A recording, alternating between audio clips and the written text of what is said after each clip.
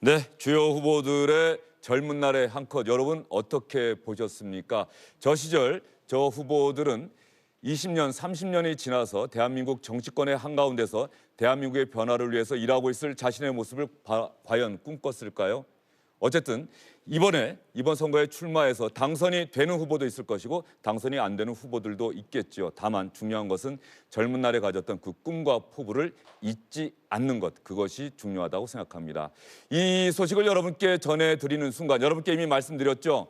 수도권에서 당선이 확정됐거나 당선이 확실시된 후보 가운데 어떤 후보가 SBS 국민의 선택 스튜디오에 문을 열고 들어올 것이다 이렇게 말씀을 드렸는데 말씀드린 순간 한 후보가 스튜디오의 문을 열고 막 들어오셨습니다. 어떤 후보인지 저도 아직은 모릅니다. 후보가 들어오는 장면과 함께 여러분도 한번 어느 후보인지 맞춰보시죠.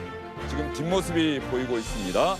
넥타이를 조여매면서 당당하게 들어오고 있는 이번에 당선이 확실시되는 후보입니다. 민주당의 박용진 후보가 들어오셨네요. 어서 오십시오. 네, 오랜만에 뵙습니다. 예, 네, 오랜만에 반갑습니다. 뵙습니다. 아직 당선이 확정되지는 않았는데 확실시된다 이런 평가가 있는데 맞습니까?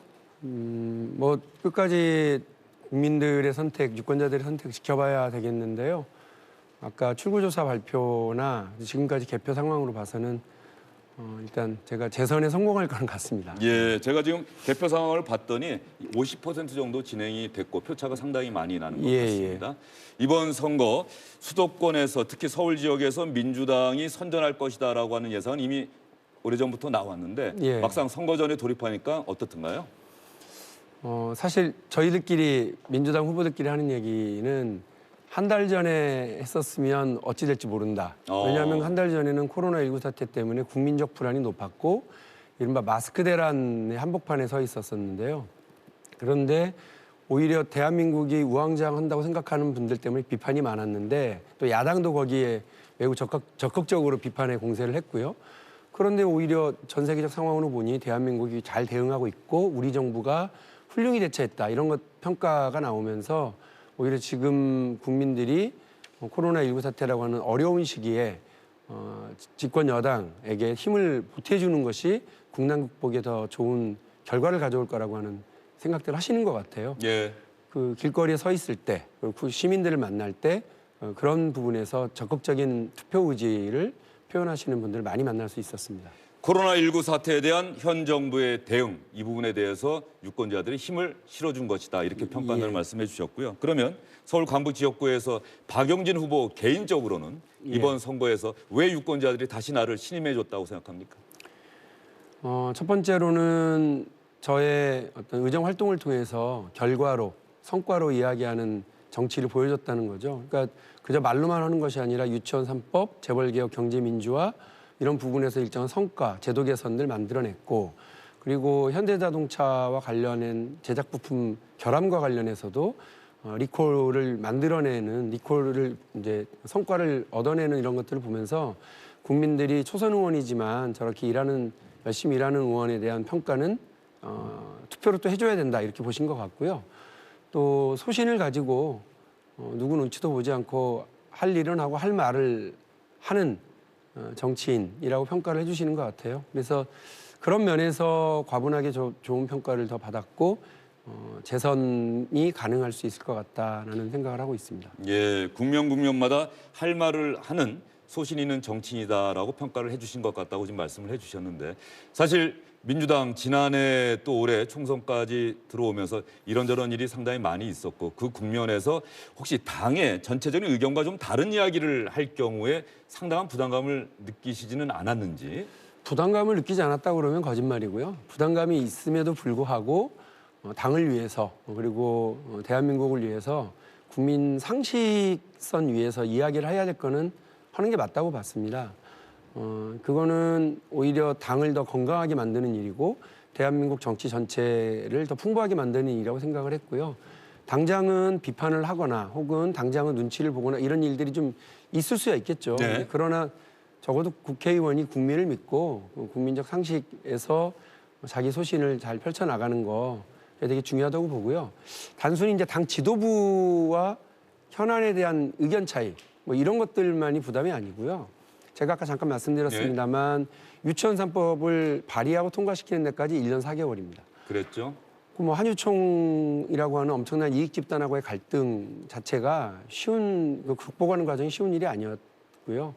또 재벌 총수 말씀드리자면 삼성의 이건희 회장에 숨겨놨던 4조 5천억 원이라고 하는 그 검은 돈에 대해서 금융실명법이 시퍼렇게 살아있는데도 아무도 거기에 금융실명법 위반을 가지고 세금 부과를 하려고 관료들이 안 하고 있었더라고요. 예, 그래서 박용진 의원에게는 삼성 저격수다라는 별명이 붙기도 했죠. 삼성 저격수라기보다도 아니 대한민국 상식 아닙니까? 그 소득이 있으면 세금을 내야 되고요. 그 세금이라고 하는 게 특히나 금융실명법에 따라서 그 비신명 자산에 대해서 해야 되는데 법이 있는데 관료들이 안 하고 있던 걸 제가 초선이지만 예. 문제를 지적해서 1,192억이라고 하는 우리 국고 환수를 할 수 있었던 점은 국민들이 좀 높게 봐주신 거 아닌가. 그리고 소신 있게 계속 하라고 그렇게 지지를 보내주고 계신 것 같습니다. 네, 박용진 의원 바쁘신 와중에도 어려운 걸음 해주셨는데 잠시만요. 지금 계속해서 개표가 진행되고 있기 때문에 이 시각 현재 접전 지역의 개표 상황을 좀 지켜본 다음에 박 의원님과 이야기를 좀 더 이어보도록 하겠습니다.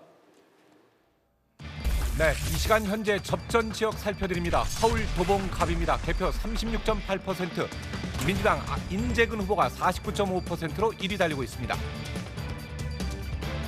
그리고 2위는 통합당의 김재석 후보.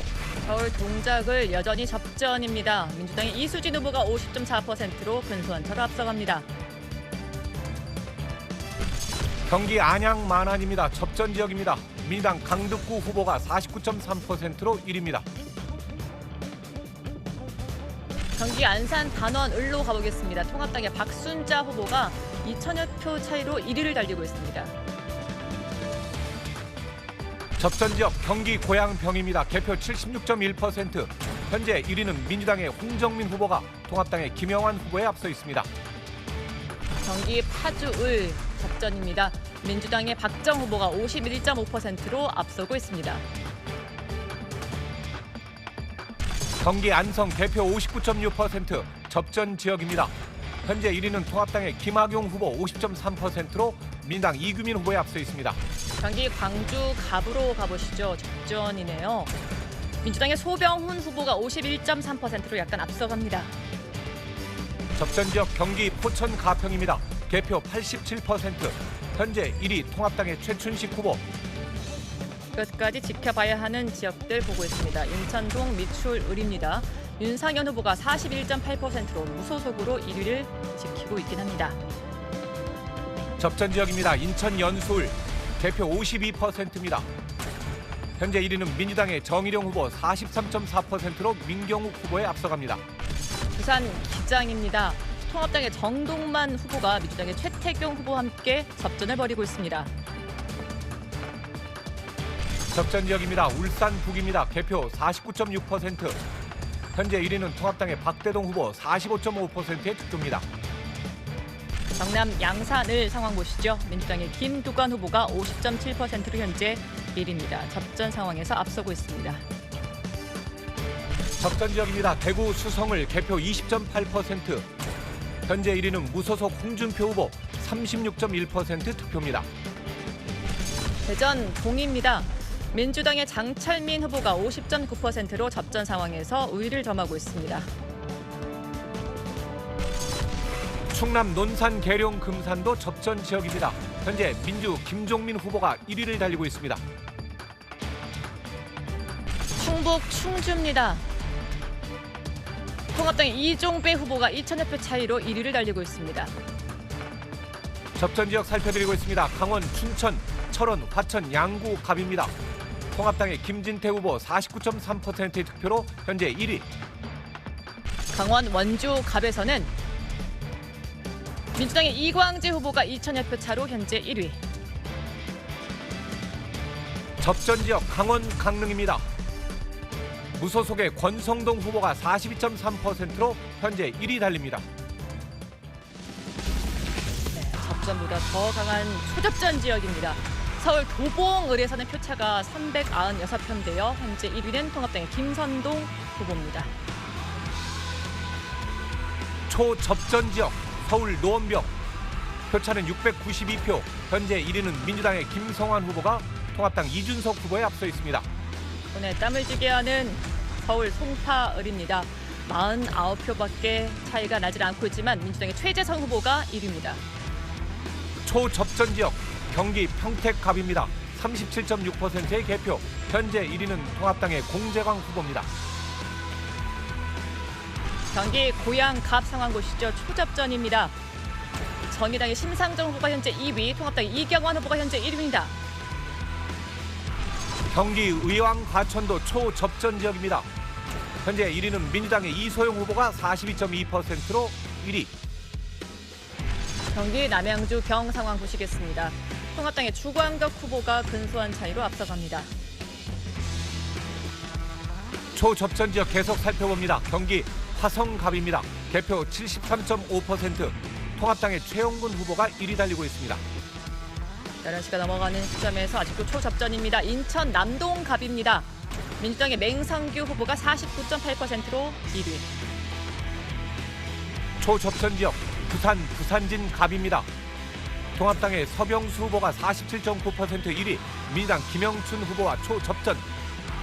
부산 남을에서도 민주당의 박지호 후보가 통합당 이현주 후보와 초접전 양상을 벌이고 있습니다.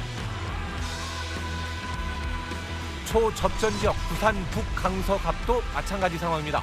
현재 1위는 민주 전재수 후보, 그리고 2위는 통합당의 박민식 후보 428표 차입니다. 대전 중에서도 민주당 황운하 후보가 통합당 이은권 후보가 박빙의 승부를 보여주고 있습니다. 초접전 충남 천안갑입니다. 민주당 문진석 후보, 그리고 통합당의 신범철 후보. 현재 1위는 통합당의 신범철 후보가 137표 차 앞서고 있습니다. 충남 공주 부여 청양입니다. 통합당의 정진석 후보가 47.7%로 단 0.2%포인트 차로 앞서가고 있습니다. 초접전 충남 보령 서천입니다.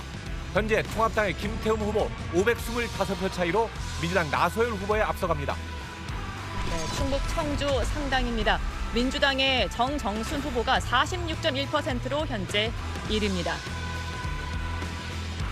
초접전 지역 충북 증평 진천 음성. 현재 1위는 민주당의 이모선 후보 50.1%입니다. 네, 손에 땀을 쥐게 하는 접전, 초접전 지역이 정말 많군요. 박용진 의원도 지금 개표 상황 보셨는데 말이죠. 예. 조금 전에 AI 유학당에서 예측하기를 민주당이 169석, 미래통합당이 112석, 민주당의 압승으로 현재는 예측이 된다. 예. 이렇게 이야기를 했는데 지금 보니까 접전 지역이 이렇게 많아요.